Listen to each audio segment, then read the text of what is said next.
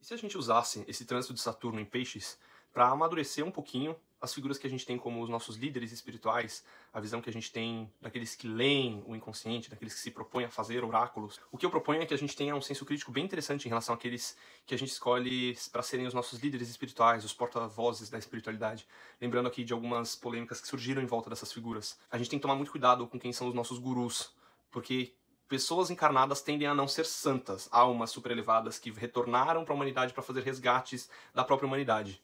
Não tem muitos santos entre nós. Bom, dentro da astrologia, muitas vezes eu me deparo com astrólogos, principalmente da astrologia tradicional, e o cara aplicar somente a astrologia tradicional, tudo bem, cada um faz o seu trabalho. O que eu tenho um real problema são aqueles astrólogos que aplicam a astrologia tradicional, que querem invalidar a voz e a opinião e a visão dos demais colegas astrólogos, como se eles fossem os detentores da voz do inconsciente. Gente, a astrologia, assim como o tarô, assim como diversos oráculos, são leituras de símbolo. Não tem certo e errado, não tem essa coisa objetiva. Nossa, será que esse astrólogo da astrologia tradicional, ele é o detentor de toda a verdade? Já vi mais de um se colocar nessa figura. Fiquem ligados com isso. Símbolo é um portal para o inconsciente. O inconsciente de cada um é decifrado dentro de uma leitura de um mapa natal. Será que a gente consegue olhar assim, certo ou errado? Ah, isso é assim, aquilo é assado.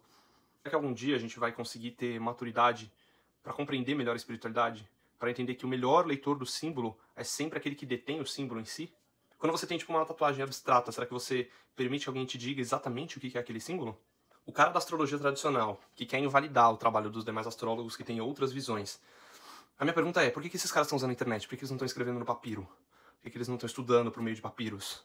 Ué, ou você adota atualização nas coisas, ou você não adota. A gente não pode olhar para outras estrelas do sistema solar e tentar elaborar simbolicamente esses novos pontos de vista que os antigos não tinham, usando a nossa intuição, a nossa capacidade intuitiva. Os métodos da astrologia tradicional realmente são válidos, são usados até hoje. As regências, né, aquela leitura bem encadeada, bem racional. Essa não é a leitura astrológica que eu faço. Eu gosto de abrir um mapa e ver o que me salta os olhos, e olhar para a pessoa que está na minha frente. Aquilo ali sempre vai ser mais forte do que um mapa astral. Na verdade, eu acho que a gente não tem que pender nem para um lado nem para o outro. E quando uma pessoa que se diz astróloga também começa a fazer umas divagações que saem da astrologia, eu evito julgar, porque eu não me considero mestre das ciências ocultas, nem mestre do inconsciente, nem acredito nisso. Mas eu acho que quando a gente abstrai demais, a gente pode sair da astrologia e eventualmente deixar de usar essa ferramenta maravilhosa, que tem bastante lógica também, tem bastante de astronomia dentro da astrologia. Mas eu ainda acho piores aqueles astrólogos que tentam diminuir os colegas, querendo dizer que o que eles fazem é melhor.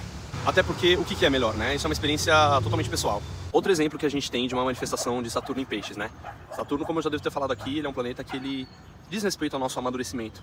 E Peixes é um signo, uma energia zodiacal que pode estar associada aos estudos de símbolos, né? Os arquétipos, eles nos atravessam o inconsciente. O inconsciente, de certa forma, ele está ligado ao signo de Peixes.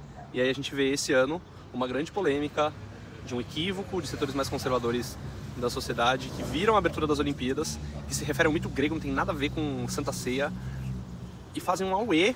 Assim, é uma coisa que foi, sabe, parece que mostrada por sincronicidade para que a gente tenha a oportunidade de amadurecer um pouquinho mais em relação aos nossos símbolos enquanto humanidade, né?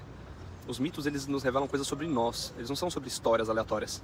By the way, vocês sabiam que a Santa Ceia, ela trata diretamente sobre o zodíaco? Se diz que foi uma forma do Leonardo da Vinci manter o conhecimento da astrologia vivo durante a perseguição da Santa Igreja, durante a Inquisição. E cada um dos 12 apóstolos seria referente a uma energia zodiacal. Resumo da ópera. Mesmo os cristãos se sentiram agredidos, imaginando que essa cerimônia era sobre um símbolo católico. Primeiro, não é um símbolo católico. Segundo, a Santa Ceia é um quadro pintado por um homossexual. Se fosse um monte de drag queen representando o Jesus e os apóstolos, não teria problema nenhum. Se Jesus estivesse hoje, ele estaria defendendo minorias, não estaria defendendo os cristãos aí que se acham dono da moral e dos bons costumes. Terceiro, os símbolos, tanto dos mitos gregos quanto a Santa Ceia, são de todo mundo, não são só dos cristãos. Será que não é hora da gente amadurecer um pouquinho em relação aos símbolos que a gente estuda e que a gente se apropria? Que eles na verdade são coletivos, já que eles estão no inconsciente coletivo? Fica a reflexão.